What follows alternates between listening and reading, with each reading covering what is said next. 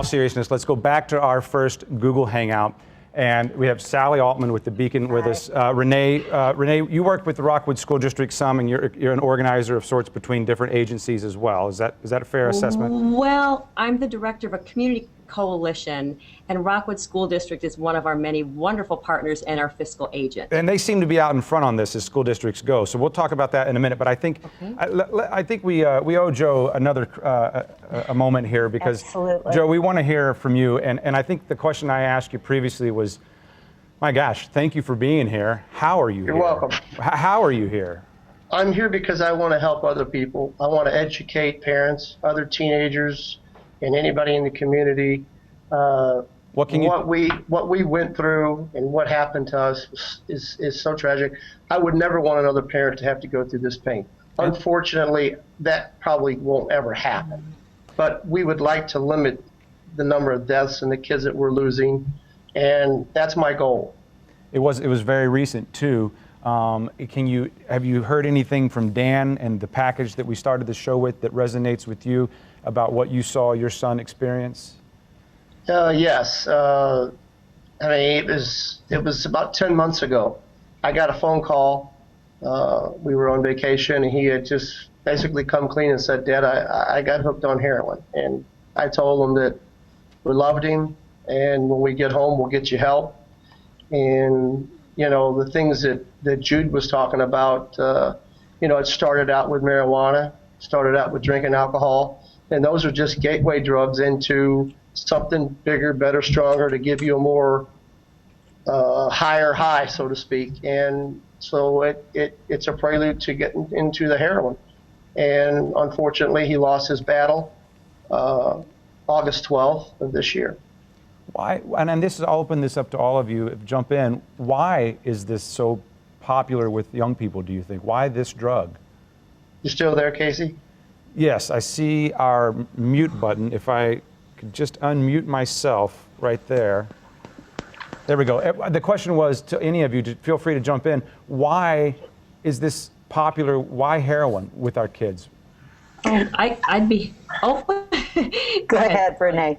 My comment would be, as Joe mentioned, and as Jude has mentioned, that far more youth are using alcohol and marijuana and tobacco and other drugs. But because of the severe consequences of heroin, that's what's grabbed the community's attention.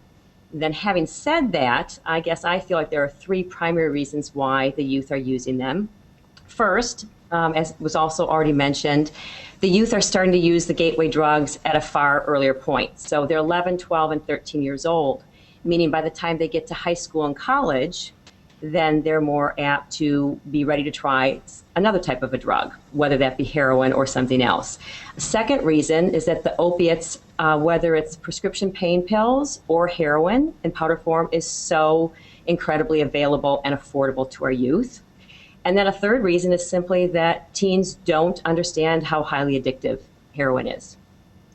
I'd like to add to that. I think the other thing that's critical to understand about heroin is it's easily gotten, it's cheaper than prescription drugs, and it is a better high from what we understand. So it's a very, very appealing alternative. A more efficient high in a lot of ways. Yes. Where do they get it? Where are kids getting this drug? They're getting it from friends at parties, hooking up with older people, I think, and the dealers are getting involved in. It's very readily available. You know, we'll go back to what they were talking about, to where, you know, my son's comment was during his 90-day clean period before he passed, he was asked, "Why'd you do it?" He said, "Well, I didn't think once would hurt." Mm-hmm. Well, once does hurt. And that's the message we have to get out to people. And they have to understand, you do this once or twice, and it's like my son was given a death sentence, basically. Does that resonate with you, ladies? Is once that dangerous?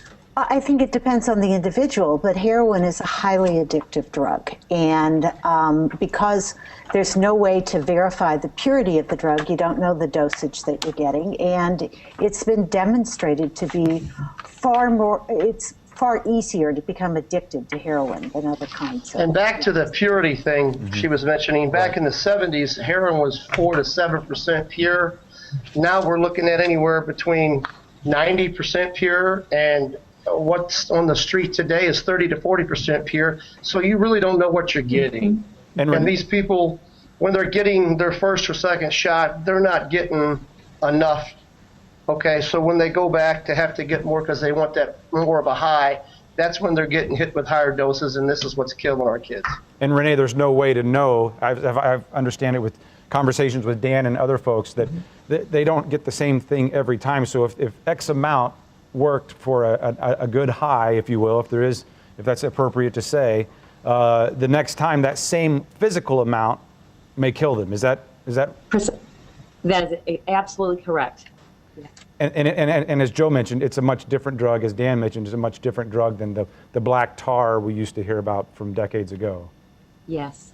The kids feel it's safer because it's white, it's a powder, and they've already started with the prescription medications many times. They think those are doctor prescribed. How bad can they be?